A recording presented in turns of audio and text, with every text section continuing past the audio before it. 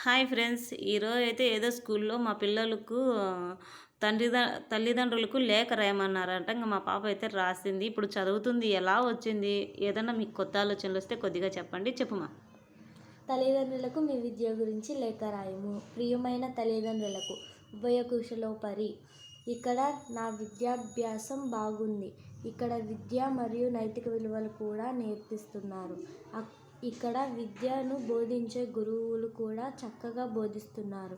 మీరు అక్కడ నా గురించి ఆలోచించి అనారోగ్య పాలవ్వకండి. సరే అమ్మా నాన్న, ఉంటాను.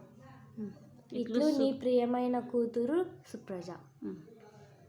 ఎలా వచ్చింది అనేది ఒక చిన్న కామెంట్ అయితే చేయండి. మా పాప బాగా రాసిందని నేను అనుకుంటున్నాను. మీకు ఇంకా కొద్దిగా ఏమైనా తెలుసుంటే ఒక చిన్న కామెంట్ అయితే షేర్ చేయండి.